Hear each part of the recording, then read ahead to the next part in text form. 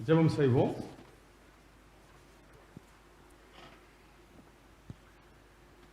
எங்களை அளவில்லாமல் நேசிக்கிற எங்கள் பரலோக தகப்பனே, நன்றியோடு நாங்கள் துதிக்கிறோம், தோத்தரிக்கிறோம். கர்த்தாவே, இந்த நாளிலே உம்முடைய பாதத்தில் நாங்கள் வந்து உம்முடைய கிருபைகளை எண்ணி பார்க்கவும், உம்முடைய ஆசீர்வாதங்களை எண்ணி பார்க்கவும், நன்றியுள்ள இதயத்தோடு உமக்கு நாங்கள் கொடுக்கவும் எங்களை ஆயத்தப்படுத்திக் கொள்ள உம்முடைய பாதத்தில் நாங்கள் வந்திருக்கிறோம். கர்த்தாவே, நீர் உம்முடைய வேத வசனத்தின் மூலமாய் எங்களோடு கூட பேசும்.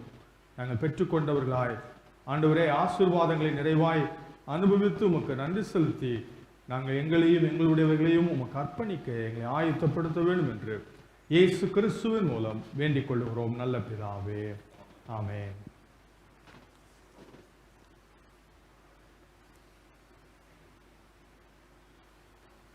கிறிஸ்துவுக்குள் பிரியமானவர்களே, இந்த நாளிலே ஆண்டவருடைய சமூகத்திலே ஆண்டவருக்கு நாம் கொடுப்பதற்காக நாம் வந்திருக்கிறோம். கொடுப்பதற்கு நாம் நம்மை ஆயத்தப்படுத்திக் கொள்ளும்படியாக வந்திருக்கிறோம். ஆண்டவர் செய்த நன்மைகளை எண்ணி பார்த்து கர்த்தருக்கு நன்றி செலுத்தும்படியாக வந்திருக்கிறோம். ஆண்டவருக்கு கொடுப்பவர்கள் 4 வகைகளில் இருக்கிறார்கள். முதலாவது, சிலர் என்ன யோசிக்கிறார்கள்? திருச்சபை எனக்கு ஒன்றும் செய்யவில்லை, ஆனாலும் நான் கொடுக்கிறேன். திருச்சபையிலிருந்து நான் எந்த நன்மையும் பெறவில்லை, ஆனாலும் நான் கொடுக்கிறேன் என்று சொல்லி ஒரு சாரார் ஆண்டவருக்கு கொடுக்கிறார்கள். திருச்சபையிலே பல காரியங்களை எதிர்பார்த்து ஏமாந்து எந்தவித ஆதாயமும் எனக்கு கிடைக்கவில்லை, ஆனாலும் நான் கொடுக்கிறேன் என்கிற ஒரு வகை மக்கள் உண்டு. I haven't received anything from the church, but still I give. இது சிலருடைய மனநிலை. இரண்டாவது ஒரு வகை மக்களை நம்ம பார்க்கலாம். இவர்கள் திருச்சபையிலிருந்து அநேக நன்மைகளை, உலக பிரகாரமான நன்மைகளை பெற்றிருக்கிறார்கள். எனக்கு இந்த திருச்சபை நல்ல ஒரு வேலையை கொடுத்திருக்கிறது, என்னுடைய மனைவிக்கு வேலையை கொடுத்திருக்கிறது, என்னுடைய பெற்றோர் மிஷனரிகள் மூலமாய் ஆசீர்வதிக்கப்பட்டார்கள். ஆகையினாலே இவைகளை எல்லாம் எண்ணி பார்த்து ஆண்டவருக்கு நன்றி செலுத்துகிறேன், ஆண்டவருக்கு நான் கொடுக்கிறேன் என்று ஒரு சாரார் ஆண்டவருக்கு கொடுக்கிறார்கள். I have received blessings from the church and missionaries, therefore I give. மூன்றாவது ஒரு கேட்டகரி மக்களை நம்ம கவனிக்கலாம். இவர்கள் கொடுப்பதற்கு காரணம், நான் கொடுத்தாதான் எனக்கு திரும்பி கிடைக்கும். சிறுக விதைக்கிறவன் சிறுக அறுப்பான், பெருக விதைக்கிறவன் பெருக அறுப்பான். நான் கொடுத்தால்தான் நான் பெற்றுக்கொள்ள முடியும், ஆகையினாலே நான் கொடுக்கிறேன் என்று ஒரு சாரார் கொடுப்பதுண்டு. Giving in order to get back. ஒரு சுயநலமான கொடுத்தல் இது. I will give so that I will get back. ஆண்டவரிடத்திலிருந்து நான் இன்னும் நன்மையை பெற்றுக்கொள்வதற்கு நான் கொடுக்க வேண்டும், ஆகையினாலே நான் கொடுக்கிறேன் என்ற ஒரு சாரார் உண்டு. நான்காவது ஒரு வகை மக்கள் உண்டு. நித்திய ஆசீர்வாதத்தை பெற்றிருப்பதால் கொடுக்கிறேன். இவங்க ஆண்டவரிடத்திலிருந்து ஏராளமான ஆசீர்வாதங்களை பெற்றிருக்கிறார்கள். இதுவும் ஏதோ வேலை, நன்மை, இப்படி உலக பிரகாரமான நன்மைகள் மட்டுமல்ல, ஆவிக்குரிய நிலையான நித்தியமான ஆசீர்வாதங்களை பெற்றிருக்கிறார்கள். இவனுடைய கிருபையினாலே மீட்கப்பட்டிருக்கிறார்கள். ஆகையினாலே ஆண்டவரிடத்திலிருந்து இந்த ஆசீர்வாதங்களை பெற்றுக்கொண்டிருப்பதினாலே நன்றி உள்ள இருதயத்தோடு ஆண்டவருக்கு கொடுக்கிறார்கள். I have received eternal blessings from the Lord, therefore I give. ஆண்டவரிடத்திலிருந்து நிலையான நித்தியமான ஆசீர்வாதங்களை பெற்றிருப்பவர்கள் நன்றியுள்ள இருதயத்தோடு ஆண்டவருக்கு உதாரத்துவமாய் தாராளமாய் கொடுத்ததை நாம் கவனிக்கலாம். அநேக மிஷனரிகள் எந்த விதமான எதிர்பார்ப்பும் இல்லாமல் திரும்ப கிடைக்கும் என்று எதிர்பார்க்காமல் உலக பிரகாரமான நன்மைகளுக்காக அல்லாதபடி கர்த்தருக்காக தங்கள் பெற்றுக்கொண்ட ஆசீர்வாதங்களை எண்ணி நன்றியுள்ள இருதயத்தோடு தாராளமாக ஆண்டவருக்கு கொடுத்திருக்கிறார்கள். விசுவாசிகள் சிறப்பாக பெற்றது என்ன? ஏன்னா கர்த்தரை அறியாதவர்களும் நன்மைகளை பெற்றிருக்கிறாங்க.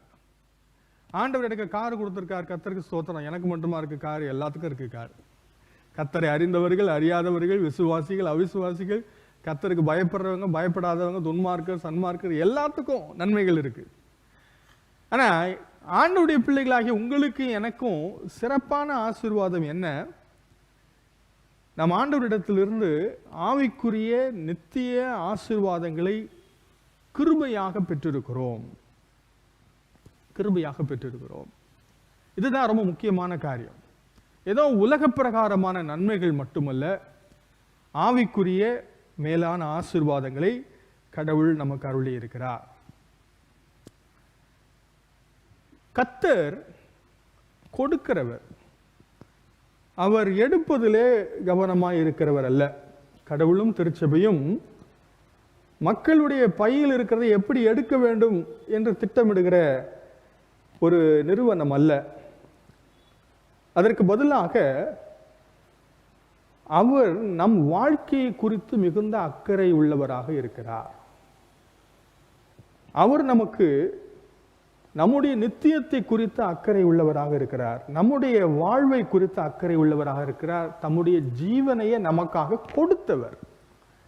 ஆகையினால ஆண்டவர் ஏதோ நம்ம இடத்திலிருந்து பெற்றுக்கொள்ளுகிறதற்காக திட்டமிடுகிறவர் அல்ல, நமக்காக தன்னையும் தன்னுடையவைகள் எல்லாவற்றையும் கொடுக்கிறவர். ஆகையினாலே கர்த்தர் நமக்கு ஆவிக்குரிய நிலையான நித்தியமான ஆசீர்வாதங்களை கொடுக்கிறார். இந்த நான்காவது வகை மக்களாக நாம் இருக்க வேண்டும் என்று நான் யோசிக்கிறேன். ஆண்டவரிடத்திலிருந்து ஏராளமான ஆவிக்குரிய ஆசீர்வாதங்களை நாம் பெற்று கொண்டிருக்கிறபடியினால் நாம் ஆண்டவருக்கு கொடுக்க வேண்டும். மிஷனரிகள், பல கடவுளுடைய மனிதர்கள் கர்த்தருக்கு கொடுக்கிறார்கள், கொடுத்தார்கள். எதுக்காக கொடுத்தாங்க? தங்களுடைய எல்லாவற்றையும் கொடுத்தார்கள். போன வாரத்தில் ஒரு ஆயரிடத்துல பேசி கொண்டிருந்த போது அவர் சொன்னார், சீகன் பால்கா ஐயா அவர்கள் எழுதிய ஒரு கடிதத்தை ஜெர்மனியில் உள்ள ஒரு பல்கலைக்கழகத்தில் அவர் பார்த்தாராம். அதில் அவர் என்ன எழுதியிருந்தாராம், தரங்கம்பாடியிலே ஆலய கட்டுமான பணி ரொம்ப தீவிரமாக நடந்து கொண்டிருக்கிறது. அதற்கு பண தேவை அதிகம் இருக்கிறது. அதனால ஜெர்மனியில் இருக்கிற என்னுடைய வீட்டை விற்று பணத்தை அனுப்புங்கள்னு எழுதியிருந்தாராம். ஆண்டவருக்காக தங்களுடையது எல்லாவற்றையும் கொடுத்தார்கள். நற்செய்தி பணிக்காக, ஆத்தும மீட்புக்காக அவர்கள் தங்களையும் தங்களுடையது எல்லாவற்றையும் கொடுத்திருந்தார்கள். ஏனென்றால் அவர்கள் ஆண்டவரிடத்திலிருந்து கிருபையாய் பெற்றுக்கொண்ட நித்திய ஆசீர்வாதங்களை எண்ணி நன்றியுள்ள இருதயத்தோடு கொடுக்கிறார்கள். ஆகையினால பெற்றுக்கொண்டால்தான் நாம் ஆண்டவருக்கு கொடுக்க முடியும். கர்த்தர் கொடுப்பதை நாம் பெறுவது எப்படி? ஆண்டவர் கொடுக்கிற பிரதானமான ஆசீர்வாதம் என்ன? நம்ம எல்லாருக்கும் அந்த சம்பவம் தெரியும். லூக்கா எழுதின நற்செய்தி நூல் 10ஆம் அதிகாரம் 39 40 வரை 42 வரை உள்ள அந்த வசனங்கள்ல நம்ம கவனிக்கிற ஒரு விஷயம், மரியாள் பெற்றுக்கொண்டால் எங்க பெற்றுக்கொண்டால்? தேவனுடைய பாதத்தில் அமர்ந்து பெற்றுக்கொண்டாள். என்ன பெற்றுக்கொண்டால்? அவள் இயேசுவின் பாதத்தருகே உட்கார்ந்து அவருடைய வசனத்தை கேட்டுக்கொண்டிருந்தாள். மார்த்தாளும் மரியாளும் இயேசுவை உபசரித்தார்கள். 2 பேரும் ஆண்டவருக்கு கொடுத்தாங்க. மார்த்தாள் என்ன கொடுத்தால்? பிரியாணி கொடுத்தாள். மரியாள் என்ன கொடுத்தாள்? செவி கொடுத்தாள். அவள் ஆண்டவருடைய பாதத்தில் உட்கார்ந்து அவர் சொல்லுவதை கேட்டுக்கொண்டிருந்தாள். அதனால தான் நம்ம 42ஆம் வசனத்தில் அப்படி வாசிக்கிறோம், மரியாள் தன்னை விட்டு எடுபடாத நல்ல பங்கை தெரிந்து கொண்டாள். எப்படி இந்த நல்ல பங்கை தெரிந்து கொண்டாள்? தேவனுடைய பாதத்தில் உட்கார்ந்து அவருடைய வார்த்தையை கேட்பதன் மூலமாக, செவி கொடுப்பதன் மூலமாக ஆண்டவருடைய ஆசீர்வாதங்களை அவள் பெற்றுக்கொண்டாள். நாம் இங்கே கவனிக்கிற ஒரு விஷயம் என்னன்னா,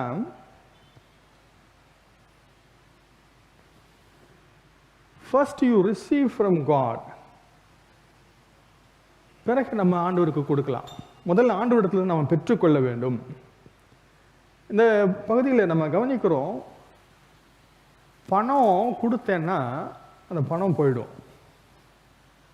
டைம் கொடுத்தா டைம் போயிடும், செவி கொடுத்தா உள்ள வந்துடும். ஆண்டவருக்கு என்னுடைய செவிகளை கொடுத்தேன்னா ஆண்டவருடைய வார்த்தையும் ஆலோசனையும் நான் பெற்றுக்கொள்ளுகிறேன். அது என்னுடைய வாழ்க்கையில பெரிய ஆசீர்வாதத்தை கொண்டு வரும். கிறிஸ்துவுக்குள் பிரியமானவர்களே, ஆண்டவருக்கு நாம் செவி கொடுப்பது, ஆண்டவருடைய சத்தத்தை கேட்பது, ஆண்டவருடைய வழிநடத்துதலை பெற்றுக்கொள்வது, ஆண்டவருடைய வார்த்தைக்கு முதலிடம் கொடுப்பது மிக மிக முக்கியத்துவம் வாய்ந்தது. நாம் இந்த ஏசாயா 55ஆம் அதிகாரத்தில் 2வது 3வது வசனத்தில் ஒரு அற்புதமான காரியத்தை நாம் கவனிக்கிறோம். இங்கே இவனமாக சொல்லுகிறார், நீங்கள் எனக்கு கவனமாக செவி கொடுத்து நலமானதை சாப்பிடுங்கள், அப்பொழுது உங்கள் ஆத்துமா கொழுப்பான பதார்த்தத்தினால் மகிழ்ச்சியாகும். உங்கள் செவியை சாய்த்து என்னிடத்தில் வாருங்கள், கேளுங்கள், அப்பொழுது உங்கள் ஆத்துமா பிழைக்கும். தாவீதுக்கு அருளின நிச்சயமான கிருபைகளை உங்களுக்கு நித்திய உடன்படிக்கையாக ஏற்படுத்துவேன். இந்த பகுதியில் ஆண்டவர் சொல்லுகிற காரியம் 2ஆம் வசனத்தில் பாருங்க, நீங்கள் எனக்கு கவனமாக செவி கொடுத்து நலமானதை சாப்பிடுங்கள். எப்படி சாப்பிடுவோம்? நம்ம வாய் வழியா சாப்பிடுவோம். ஆனா இங்க எப்படி சாப்பிடுறாங்க? செவி வழியா சாப்பிடுறாங்க. ஏன் அப்படின்னா, இது சோறு கிடையாது, இது ஸ்பிரிச்சுவல் ஃபுட்டு. இது வாய் வழியா உள்ள போறது இல்லை, செவி வழியா உள்ள போ. அதனால என்ன சொல்ற, நீங்கள் எனக்கு கவனமாய் செவி கொடுத்து நலமானதை சாப்பிடுங்கள். இந்த 3ஆம் வசனத்துல அற்புதமான ஒரு காரியத்தை சொல்லியிருக்கிறாரு, கேளுங்கள், அப்பொழுது உங்கள் ஆத்துமா பிழைக்கும். கேளுங்கள் என்பது ஆண்டவர் கொடுத்த கட்டளை, ஆண்டவர் கொடுத்திருக்கிற வாக்குத்தத்தம். அப்பொழுது உங்கள் ஆத்துமா பிழைக்கும். கேளுங்கள், அப்பொழுது உங்கள் ஆத்துமா பிழைக்கும். ஆண்டவருடைய வார்த்தையை கேட்பது, ஆண்டவருடைய சத்தத்தை கேட்பது மிக மிக முக்கியத்துவம் வாய்ந்தது. நம்முடைய ஆத்துமாவை பிழைப்பூட்டுகிறது, உயிர்ப்பிக்கிறது கடவுளுடைய நற்செய்தி. ஆகினாலே கடவுளுடைய வார்த்தையை கேட்பது ஆண்டவருடைய பிள்ளைகளாகிய நமக்கு மிக மிக முக்கியமான ஒரு விஷயம். இந்த பகுதியில் நம்ம பார்க்கிற ஒரு காரியம், கேளுங்கள். பெற்றுக்கொள்ளுகிறதுக்கான வழி இதுதான். ஆண்டவர்கிட்ட இருந்து பெற்றுக்கொள்ளணும்னா நான் என்ன செய்யணும்? கேட்கணும். இந்த 2 வசனமும் நமக்கு தெரியும் இல்ல, நமக்கு எல்லாருக்கும் நல்லா தெரிஞ்ச வசனம், கேளுங்கள் அப்பொழுது உங்களுக்கு கொடுக்கப்படும். அங்க கேளுங்கள்னா என்ன அர்த்தம்? ஆஸ்க். இதுதான் அங்க கேளுங்கள். ஆனா 2வது ஏசாயா 55ல் கேளுங்கள் தமிழ்ல ஒரே வார்த்தை தான், ஆனா இங்கிலீஷ்ல வேற வேற வார்த்தை. கேளுங்கள் அப்பொழுது உங்களுக்கு கொடுக்கப்படும். அதுல கேளுங்கள்ன்றதுக்கு பொருள் ஆஸ்க். இங்க கேளுங்கள்ன்றதுக்கு பொருள் லிசன். காது கொடுத்து கேளுங்க, உங்க செவியை சாயுங்கள், கேளுங்கள், அப்பொழுது உங்கள் ஆத்துமா பிழைக்கும். கிறிஸ்துவுக்குள் பிரியமானவர்களே, கிறிஸ்தவ வாழ்க்கையில் மிக முக்கியத்துவம் வாய்ந்த ஒரு விஷயம் ஆண்டவருடைய சத்தத்தை கேட்பது, கடவுளுடைய ஆலோசனையை கேட்டு பெற்றுக்கொள்வது, ஆண்டவருடைய நற்செய்தியை கேட்பது, ஆண்டவருடைய நற்செய்தியினாலே உயிர்ப்பிக்கப்படுவது, வழிநடத்தப்படுவது. அங்க அவர் சொல்றாரு, கேளுங்கள். அப்ப என்ன வாக்கு பண்ணியிருக்கிறார்? கேளுங்கள், அப்பொழுது உங்கள் ஆத்துமா உயிரடையும், உங்கள் ஆத்துமா பிழைக்கும், உங்கள் ஆத்துமா வாழ்வு பெறும். ஆகையினால நம்முடைய ஆவிக்குரிய வாழ்வை நம்ம எப்படி பெற்றுக்கொள்கிறோம்? ஆண்டவருடைய வார்த்தையை கேட்பதன் வழியாக பெற்றுக்கொள்கிறோம். ஆகையினால நாம் முதலாவது பெற்றுக்கொள்ள வேண்டும். அப்பதான் நம்ம கொடுக்க முடியும். நம்ம பெற்றுக்கொள்வதற்கு செய்ய வேண்டிய முதல் காரியம் கடவுளுடைய வார்த்தைக்கு செவி கொடுப்பது தான் முக்கியம். ஃபர்ஸ்ட் நான் ஆண்டவருக்கு என்ன கொடுக்கணும்? செவி கொடுக்கணும். அப்புறம் தான் மற்ற கொடுக்கறதெல்லாம். செவி கொடுக்காம கொடுக்கலாமா அப்படின்னா கொடுக்கலாம். ஆனா ஆண்டவர் என்ன சொன்னார் தெரியுமா? வலியை பார்க்கிலும் கீழ்ப்படிதலும், ஆட்டுக்கடாக்களின் நினைத்தை பார்க்கிலும் செவி கொடுத்தலும் உத்தமம். முதல்ல எது பெட்டர்? காளைகளை கொடுப்பதல்ல, தகன பலி அல்ல, பலி செலுத்துவதில்லை. இது எல்லாத்தை விட முக்கியமா கொடுக்க வேண்டியது செவி கொடுக்கணும். செவி கொடுக்காம இதெல்லாம் கொடுத்து பிரயோஜனம் இல்லை. ஆகையால ஆண்டவர் முதலாவது கேட்கிற காரியம் செவி கொடுங்க. ஏன் அப்படின்னா, செவி கொடுக்கும் போதுதான் ஆத்துமா பிழைக்கும், அப்பதான் ஆத்துமா உயிர்ப்பிக்கப்படும், அப்பொழுதுதான் ஆவிக்குரிய நித்திய ஆசீர்வாதங்களை பெற்றுக்கொள்ள முடியும். அதுக்கு பிறகு நம்ம கொடுக்கிறது நன்றி உள்ள இருதயத்தோடு நாம் ஆண்டவருக்கு உதாரத்துவமாக கொடுப்போம். ஒரே ஒரு வேத பகுதியை நான் உங்களுக்கு காண்பித்து விட்டு நான் நிறைவு செய்ய விரும்புகிறேன். யோவான் எழுதின நற்செய்தி நூல் 5ஆம் அதிகாரத்தில் 25 28 வரை உள்ள அந்த வேத பகுதிகளில் ஆண்டவருடைய வார்த்தையை கேட்பதை பற்றி சில காரியங்களை சொல்லுகிறார். யோவான் 5:25 பாருங்க, மரித்தோர் தேவகுமாரனுடைய சத்தத்தை கேட்கும் காலம் வரும், அது இப்பொழுதே வந்திருக்கிறது, அதை கேட்கிறவர்கள் பிழைப்பார்கள் என்று மெய்யாகவே மெய்யாகவே உங்களுக்கு சொல்லுகிறேன். இதை கேட்டவுடனே நமக்கு என்ன ஞாபகத்துக்கு வரும்? உயிர்த்தெழுதல். எப்போ நடக்க போகுது? ஆண்டவருடைய, அதை பற்றி இது சொல்லலை. எப்படி எனக்கு தெரியும் அப்படின்னு நீங்க யோசிக்கலாம். என்ன சொல்றாரு பாருங்க, மரித்தோர் தேவகுமாரனுடைய சத்தத்தை கேட்கும் காலம் வரும், அது இப்பொழுதே வந்திருக்கிறது. இப்ப நடக்கிற ஒரு விஷயத்தை பத்தி சொல்றாரு. இது என்ன உயிர்த்தெழுதல்? இது ஆவிக்குரிய ஒரு உயிர்த்தெழுதல். ஏன்னா எபேசியர் 2ஆம் அதிகாரம் 1ஆம் வசனத்தில் நம்ம வாசிக்கிறோம், ஒவ்வொரு மனிதனாய் பிறந்த ஒவ்வொருவனும் ஆவியிலே மரித்த நிலைமையில் இருக்கிறான். அக்கிரமங்களினாலும் பாவங்களினாலும் மரித்தவர்களாய் இருந்த உங்களை உயிர்ப்பித்தார் அப்படின்னு வாசிக்கிறோம். அதனால மனிதனா பிறந்த எல்லாருமே ஆவியில மரித்து போன நிலைமையில தான் இருக்கிறோம். அதனாலதான் மனிதன் கடவுளை தேடி எங்கெங்கயோ போயிட்டு இருக்கிறான். கடவுள் எங்க போனாரு? கடவுள் எங்கேயும் போல, கடவுள் இங்கதான் இருக்கிறாரு. ஆனா மனுஷன் கடவுளை தேடிட்டு எங்கெங்கயோ போயிட்டு இருக்கிறான். என்ன விஷயம் அப்படின்னா, அவன் ஆவியிலே மரித்து போன நிலைமையில் இருக்கிறபடினாலே ஆண்டவரை தரிசிக்க, ஆண்டவரோடு தொடர்பு கொள்ள அவனால் இயலவில்லை. இந்த வசனத்துல ஒரு 4 காரியங்களை நம்ம கவனிக்கலாம். இந்த உயிர்த்தெழுதல் நிகழ்காலத்தில் நடைபெறுகிற ஒரு உயிர்த்தெழுதல், அது இப்பொழுதே என்று சொல்லியிருக்கிறார். 2வது, இது ஒரு ஆவிக்குரிய உயிர்த்தெழுதல். 3வது காரியம், தேவனுடைய குமாரனுடைய சத்தத்தை கேட்பதால் வரும் உயிர்த்தெழுதல். 4வது ஒரு விஷயம், இந்த வசனத்துல எல்லாரும் உயிர்த்தெழ மாட்டார்கள், கேட்பவர்கள், தேவகுமாரனுடைய சத்தத்தை கேட்பவர்கள் மட்டும் உயிர்த்தெழுவார்கள். பேக்கு போங்கம்மா. இந்த வசனத்துல எல்லாரும் உயிர்த்தெழுவாங்கன்னு சொல்லல, அதை கேட்கிறவர்கள் பிழைப்பார்கள். சரிங்களா?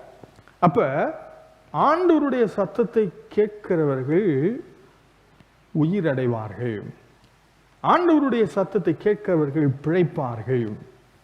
ஆகையினாலே கடவுளுடைய சத்தத்தை நற்செய்தியின் வழியாக கேட்டு நாம் உயிர்ப்பிக்கப்பட ஆண்டவர் நம்மை அழைத்திருக்கிறார். நாம் வாழ்வு பெறுவதற்கு ஆண்டவர் கிருபை செய்கிறார். இது நிகழ்காலத்தில் நடைபெறுகிறது. எங்க நடக்குது? திருச்சபையில் நடக்குது, டிவியில் செய்தியை கேட்கும் போது நடக்குது, தெருவில் பிரசங்கிக்கும் போது நடக்குது, கைப்பிரதி மூலமா நடக்குது. பல விதங்களிலே ஆண்டவர் அநேகம் நபர்களை சந்திக்கிறார். அநேகருடைய வாழ்க்கையில ஒரு மிகப்பெரிய மாற்றத்தை ஆண்டவர் அவருடைய வார்த்தையின் மூலம் கொண்டு வருகிறார். பெரிய டர்னிங் பாயிண்ட் அநேகருடைய லைஃப்ல வந்ததுக்கு காரணம் என்ன? ஆண்டவருடைய நற்செய்தியினாலே அவர்கள் தொடப்பட்டார்கள். ஆண்டவருடைய நற்செய்தி அவர்களுடைய வாழ்க்கையில ஒரு மாற்றத்தை கொண்டு வந்தது. அடுத்தது நம்ம கவனிக்கிற விஷயம், அதே யோவான் 5:28 இப்படி நம்ம வாசிக்கிறோம். இதை குறித்து நீங்கள் ஆச்சரியப்பட வேண்டாம், ஏனென்றால் பிரேத குழிகளில் உள்ள அனைவரும் அவருடைய சத்தத்தை கேட்கும் காலம் வரும். அப்பொழுது நன்மை செய்தவர்கள் ஜீவனை அடையும்படி எழுந்திருக்கிறவர்களாகவும் தீமை செய்தவர்கள் ஆக்கினை அடையும்படி எழுந்திருக்கிறவர்களாகவும் புறப்படுவார்கள். இந்த வேத பகுதியில திரும்ப 4 காரியங்களை நம்ம கவனிக்கிறோம். என்ன? இது எதிர்காலத்தில் நடக்க போகிற ஒரு உயிர்த்தெழுதலை பற்றி சொல்லுகிறார். எதிர்காலத்தில் இந்த உயிர்த்தெழுதல் நடக்க போகுது. எப்படி நமக்கு தெரியும் அப்படின்னு நீங்க யோசிக்கலாம். அந்த சங்கீத அந்த 5ஆம் அதிகாரத்தில் அவர் என்ன சொல்லுகிறார்? இதை குறித்து நீங்கள் ஆச்சரியப்பட வேண்டாம், ஏனெனில் பிரேத குழிகளில் உள்ள அனைவரும் அவருடைய சத்தத்தை கேட்கும் காலம் வரும். அது இப்பொழுதே வருதுன்னு அங்க சொல்லல, அவரு அது வரப்போகுது. ஆகையினால எதிர்காலத்தில் நடக்க போகிற ஒரு உயிர்த்தெழுதலை பற்றி சொல்லுகிறார். 2வது, இந்த உயிர்த்தெழுதல் சரீர உயிர்த்தெழுதல். பிரேத குழிகளில் உள்ளவர்கள் உயிரோடு எழும்ப போகிறார்கள். இந்த உயிர்த்தெழுதல் எதனால வருது? அவங்க எல்லாரும் தேவகுமாரனுடைய சத்தத்தை கேட்பதுனால வருது. 4வது ஒரு முக்கியமான காரியம், இந்த உயிர்த்தெழுதலை எல்லாரும் உயிரோடு எழும்ப போறாங்க. கர்த்தருடைய சத்தத்தை யார் கேட்க போறா? எல்லாரும் கேட்க போறாங்க, எல்லாரும் உயிரோடு எழும்ப போறாங்க. அதுல 2 கூட்டத்தை பத்தி சொல்றாரு. நன்மை செய்தவர்கள் ஜீவனை அடையும்படி எழும்ப போகிறார்கள், தீமை செய்தவர்கள் ஆக்கினை அடையும்படி எழுந்திருக்கிறவர்களாகவும் புறப்படுவார்கள். ஆகினாலே இந்த உயிர்த்தெழுதல்ல கர்த்தருடைய சத்தத்தை கேட்டு எல்லாரும் உயிரோடு எழும்ப போகிறார்கள். கிறிஸ்துவுக்குள் பிரியமானவர்களே, முதலாவது இந்த உயிர்த்தெழுதலில் நாம் பங்கெடுத்தவர்களாக கர்த்தருடைய சத்தத்தை இப்பொழுது நாம் கேட்டு ஆவியில் உயிர்ப்பிக்கப்பட்டு ஆண்டவரோடு கூட நடக்கிறவர்களாக நாம் இருப்போமானால், ஆண்டவருடைய நித்திய ஆசீர்வாதங்களை பெற்றுக்கொண்டவர்களாக நாம் இருப்போமானால், நாம் ஆண்டவருக்கு உற்சாகமாக தாராளமாக எல்லாவற்றையும் கொடுக்கிறவர்களாக நாம் இருப்போம். இயேசு கிறிஸ்து இந்த உண்மையை டெமான்ஸ்ட்ரேட் பண்றதுக்கு ஒரு அற்புதம் செய்தார். இயேசு கிறிஸ்து லாசருடைய கல்லறை அண்டைக்கு போய் நின்றார். லாசரு மரித்து கல்லறையில் வைத்து 4 நாட்கள் ஆகியிருந்தது. மரித்து போனவருக்கு காது கேட்குமா? காது கேட்டா அவர் மரிக்கலன்னு அர்த்தம். இயேசு கிறிஸ்து அங்கே மரித்து போன நிலையில் இருந்த அந்த லாசருடைய கல்லறைக்கு முன்பதாக நின்று, லாசருவே வெளியே வா அப்படின்னு சொன்னார். லாசருவுக்கு காது கேட்டுச்சா? கேட்டுச்சு. ஏன்னா ஆண்டவருடைய சத்தம் அதை மரித்தவர்கள் கேட்க முடியும், கேட்டா உயிர் தெழுவாங்க. ஆண்டவருடைய சத்தத்திற்கு செவி கொடுக்கும் போது நற்செய்தி நம்மை உயிர்ப்பிக்கும், நம்மை பிழைப்பூட்டும், நமக்கு ஒரு புதிய வாழ்வை கொடுக்கும், நம்முடைய வாழ்க்கைக்கு ஒரு புதிய நோக்கத்தை கொடுக்கும், ஒரு புதிய பாதையை கொடுக்கும்.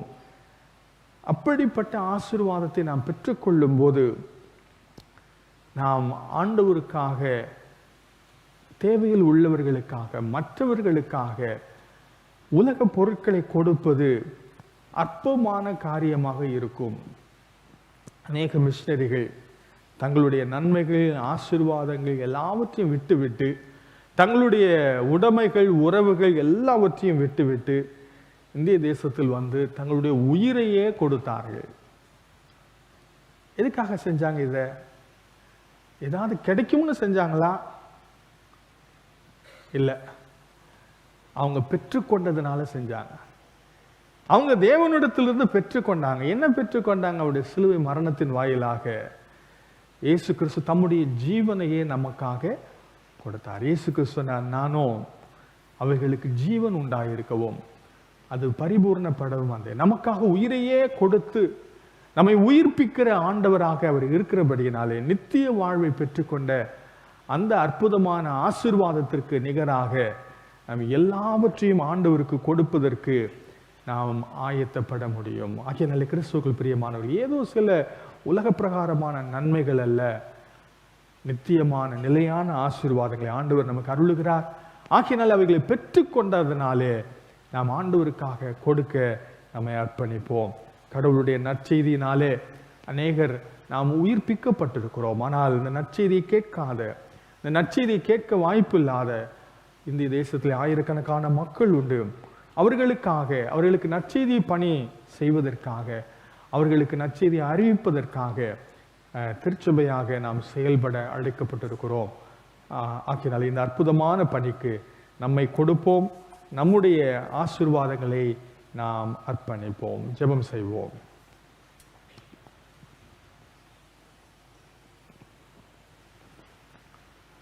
நற்செய்தி நம்மை உயிர்ப்பிக்கிறது, நம்மை வாழ வைக்கிறது, நிலையான ஆசீர்வாதங்களை நமக்கு அருளுகிறது, நித்திய ஆசீர்வாதங்களை நமக்கு கொடுக்கிறது. அந்த மேலான கிருபைகளை பெற்றுக்கொண்டதினாலே உலக வாழ்வு, உலகத்தின் மேன்மைகள், அழிந்து போகிற அற்பமான ஆசீர்வாதங்கள் நமக்கு பெரிதாக தெரிவதில்லை. பெற்றுக்கொண்டவர்கள், கொடுக்கிறவர்கள், பெற்றுக்கொண்டதினாலே நன்றி உள்ள இருதயத்தோடு கொடுப்போம். பரிசுத்தமும் கிருபையும் அன்பும் இல்லை எங்கள் பரலோக தகப்பனே, நன்றியோடு நாங்கள் துதிக்கிறோம், ஸ்தோத்திரிக்கிறோம் ராஜா. அந்த நாளிலும் நம்முடைய பாதத்தில் நாங்கள் வந்து நீர் எங்களுக்கு அருளின ஏராளமான ஆசீர்வாதங்களுக்காக நாங்கள் நன்றி செலுத்துகிறோம். உம்முடைய கரத்திலிருந்து கர்த்தாவே ஏராளமான நன்மைகளை நாங்கள் பெற்றுக்கொண்டிருக்கிறோம். குறிப்பாக ஆவிக்குரிய ஆசீர்வாதங்களை, நிலையான நித்தியமான ஆசீர்வாதங்களை ஆண்டவரே நீர் எங்களுக்கு அருளினதற்காக நாங்கள் நன்றி செலுத்துகிறோம். அதற்காக உம்மையே எங்களுக்காக கொடுத்து சிலுவை மரணத்தில் ஆண்டவரே உம்முடைய வெளியேற பெற்ற இரத்தத்தை சிந்தி ஜீவனை கொடுத்து எங்களுக்காக மீட்டுக்கொண்ட ஆண்டவரே இந்த அற்புதமான ஆசீர்வாதங்களுக்காக தோத்திரம் செலுத்துகிறோம். ஆண்டவரே உம்முடைய திரு விருந்திலே பங்கெடுக்கிற நாங்கள் அந்த ஏராளமான நன்மைகளை நாங்கள் நினைவு கூறுகிறோம். எங்களை நீதிமான்களாக்கி இருக்கிறீர், எங்களை பரிசுத்தவான்களாக்குகிறீர், எங்களை உடைய பிள்ளைகளாக்கி கொண்டிருக்கிறீர். கர்த்தாவே உடைய வேத வசனத்தை கொடுத்திருக்கிறீர், உடைய பரிசுத்த ஆவியானவரை தந்திருக்கிறீர், திருச்சபையை கொடுத்திருக்கிறீர், ஆண்டவருடைய பிள்ளைகளுடைய ஐக்கியத்தை கொடுத்திருக்கிறீர். ஆண்டவரே எங்களை ஒவ்வொரு நாள் வழி நடத்துவதற்கு எங்களோடு கூட இருக்க, எங்களுக்குள் இருக்க பரிசுத்த ஆவியானவரை தந்திருக்கிறீர். நாங்கள் நன்றி செலுத்துகிறோம் ராஜா. கர்த்தாவே நித்தியத்தை குறித்த நம்பிக்கை கொடுத்திருக்கிறீர், பாவ மன்னிப்பின் நிச்சயத்தை கொடுத்திருக்கிறீர். எல்லா ஆசீர்வாதங்களுக்காக நாங்கள் நன்றி செலுத்தி நன்றியுள்ள இருதயத்தோடு ஆண்டவரே எங்களுடையவைகளை மட்டுமல்ல, எங்களுடைய செவிகளையும் இருதயத்தையும் ஆண்டவரே எங்களுடைய வாழ்க்கையும் ஜீவ பலியாக நாங்கள் அர்ப்பணிக்க, ஒப்பு கொடுக்க எங்கள் ஒவ்வொருவருக்கும் நீங்கள் கிருபை செய்ய வேண்டும் என்று நாங்கள் ஜெபிக்கிறோம். உடைய தயவுள்ள கரங்களை எங்களை அர்ப்பணிக்கிறோம் ராஜா. இயேசு கிறிஸ்துவின் நாமத்தில் ஜெபிக்கிறோம் நல்ல பிதாவே, ஆமென்.